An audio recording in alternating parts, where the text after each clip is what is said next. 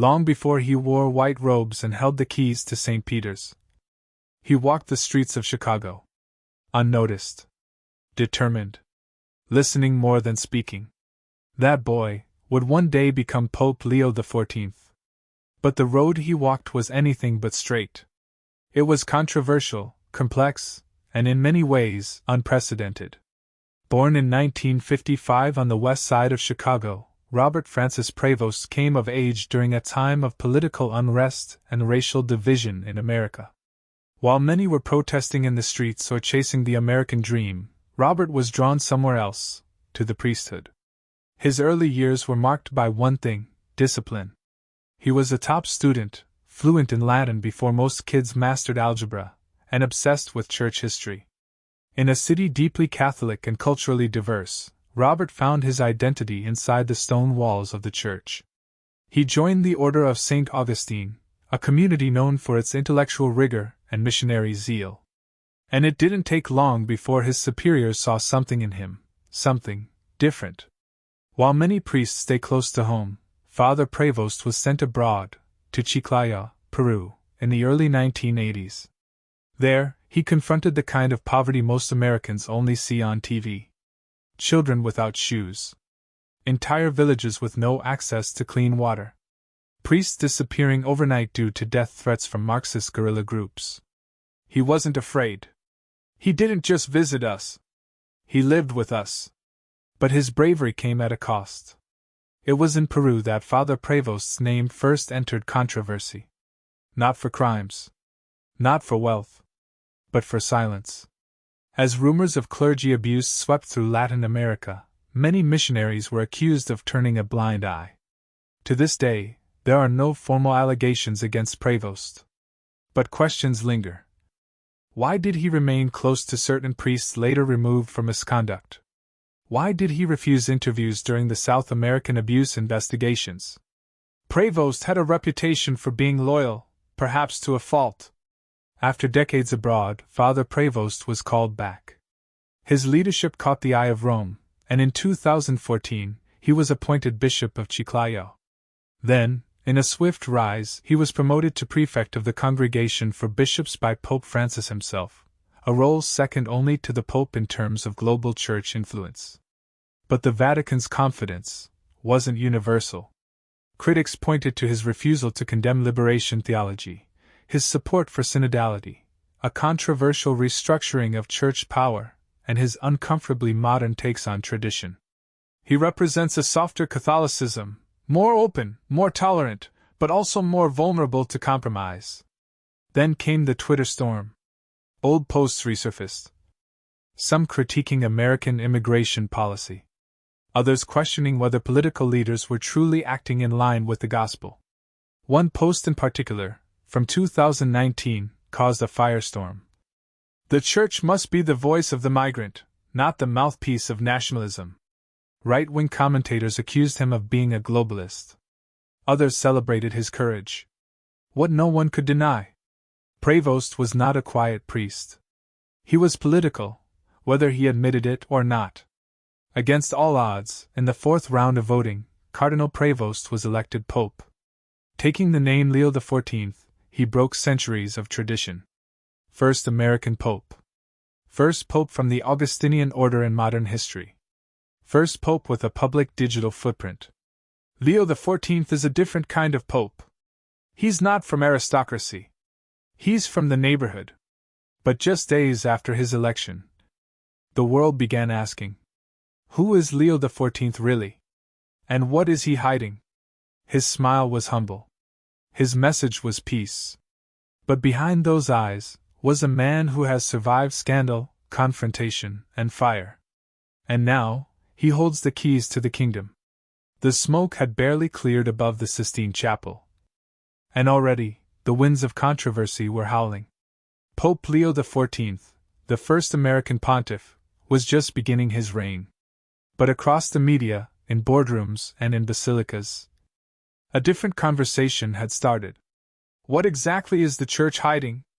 In the days following Pope Leo's election, several Catholic watchdog groups unearthed reports from Chiclayo, Peru, where Robert Prevost served for decades. At the center of those reports? Two priests, one who was later defrocked for sexual abuse, another who disappeared during a financial investigation tied to church land sales. Neither case directly named Prevost. But in both, his name appeared as having signed off on internal documents. Bishop Prevost wasn't the predator. But he knew things, and chose to protect the church's image instead of the victims. The Vatican quickly issued a statement. There is no formal accusation against Pope Leo XIV. His record of service remains one of integrity and devotion. But for critics, that wasn't enough. A movement grew overnight. The hashtag #PrevostNew began trending in Latin America. And suddenly, a global question was being whispered aloud. Can a pope be trusted, if his past is clouded in silence? But the past wasn't the only source of trouble. While many Vatican officials remained deliberately apolitical, Leo XIV's past writings were different. He spoke out against immigration crackdowns, American exceptionalism as a spiritual threat, and even bishops who aligned with nationalist politicians. Christianity was born in exile. When we criminalize the migrant, we crucify Christ again. The American right was outraged. Trump allies like J.D. Vance and Steve Bannon criticized the Pope's progressive slant, calling him a Jesuit in disguise and a globalist in robes. Some even suggested cutting Vatican funding via U.S. aid. He's not St. Peter. He's Saint Woke. Others, however, celebrated Leo's candor. To young Catholics, especially Gen Z and millennial believers, his voice was refreshing, even prophetic. A poll by Lacroix revealed that 62% of Catholics under 30 viewed Pope Leo as more relatable than his predecessors. Behind the theological and cultural tension lay a deeper, darker controversy. Money. While serving as the head of the Congregation for Bishops, Cardinal Prevost oversaw bishop appointments across the globe. With that role came budgetary discretion. And according to leaked internal memos, several diocesan transfers, totaling $48 million, were made to development trusts that remain unaccounted for. We're not accusing Pope Leo of theft. We're asking, where did the money go? The Vatican opened an internal audit. But results have not been made public. When questioned by media, Pope Leo's office responded with a single sentence. All transactions were reviewed and found consistent with church protocols. Still, watchdogs want more transparency. And conspiracy theorists?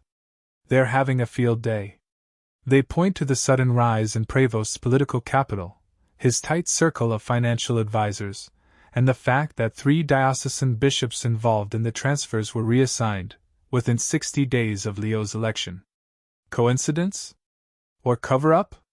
Despite, or perhaps because of, his controversies, Pope Leo began forging unlikely friendships.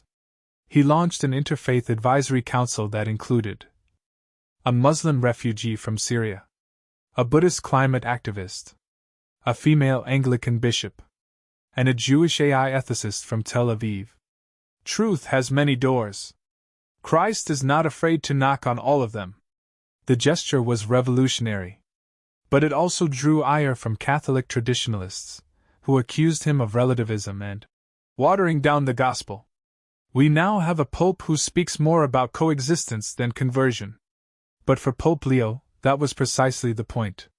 In a fractured world, maybe the Church's power wasn't to dominate, but to heal. Then came what Vatican insiders call the earthquake. Just 67 days into his papacy, Pope Leo XIV held an unscheduled press conference. And in that moment, he did something no pope has done in 400 years. He apologized. To those who were hurt by our silence, I ask forgiveness. I was there. I didn't speak. And for that, I repent. Gasps echoed through the press room. A pope, admitting fault not just for the Church, but for himself. Progressives called it heroic. Conservatives called it PR. Victims' families called it the beginning. He didn't erase the past, but he finally acknowledged it. 2 months into his papacy, Pope Leo XIV was the most controversial religious leader on earth. He had apologized publicly, defied political pressure, challenged financial secrecy, and reached out to every faith but pleased no party completely. But maybe that was the point. Narrator soft tone. History doesn't remember the comfortable. It remembers the ones who dared to speak, to break, to rebuild. While the world debated Pope Leo's past, a deeper war was already underway. Not in headlines, not in tweets, but inside the very soul of the Church. A battle of doctrine versus dialogue, of tradition versus transformation, of Rome versus itself. Barely 4 months into his papacy, Pope Leo XIV made waves with one declaration. He called for a review of the Catechism, the Church's official teachings. Our doctrine is not a museum, it must breathe. The Spirit does not stop speaking. Immediately, conservative cardinals pushed back.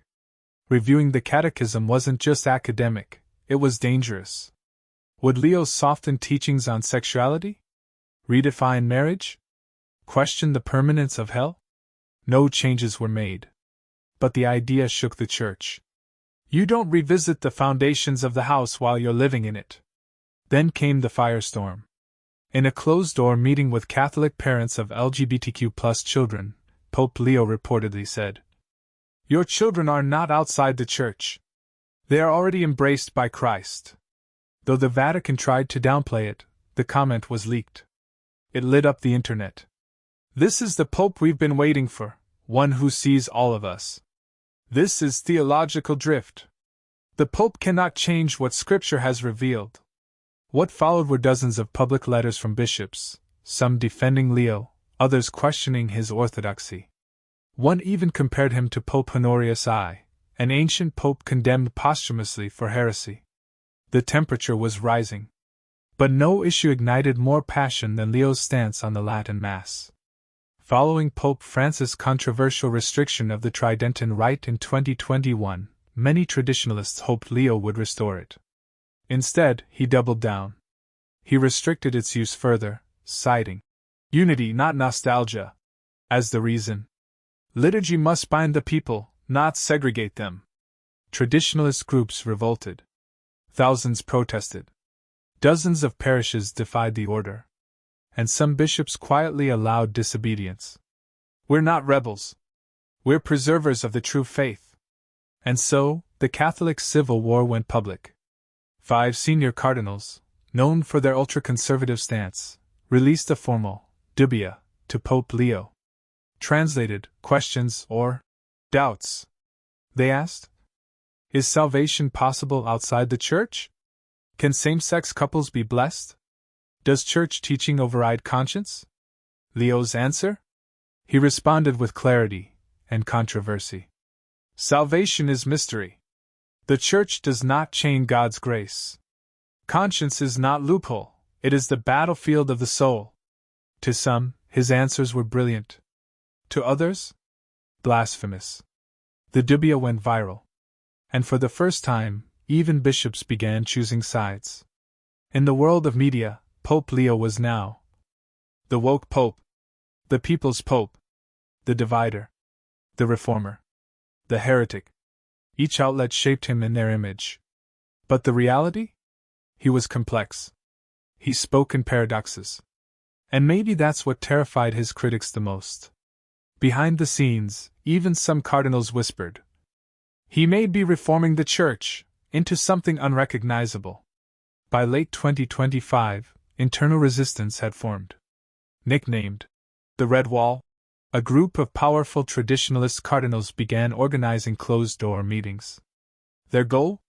To stall Leo's initiatives, slow his influence, and prepare for a post-Leo restoration. One insider leaked their memo. He must not change the deposit of faith.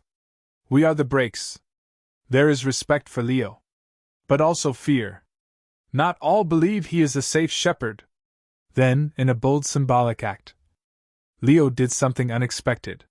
He visited Jerusalem, not for politics, but for perspective.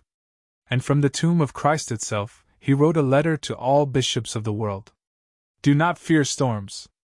The Church is not a museum for relics. It is a hospital for sinners. And we are its wounded physicians. The letter was short, sharp, soulful. And it reminded everyone, Leo wasn't stepping back. He was stepping forward. The Via Dolorosa means the way of sorrow. For Pope Leo, it was also the path of reform. It began with a whisper. An American priest with a missionary past. But within months of taking the throne of St. Peter, Pope Leo XIV was not just a spiritual leader. He was a global phenomenon. Feared, loved, misunderstood, and perhaps most of all, unstoppable. The question no longer was, who is Leo XIV? It had become, what kind of future is he building? Unlike his predecessors, Pope Leo didn't just talk about the global south, he prioritized it. He made his first 3 international visits to nations in Africa, Asia, and Latin America. His message? The center of the Church is no longer Rome.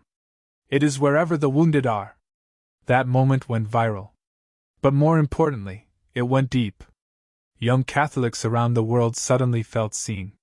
Not just as statistics, but as the soul of the Church's future.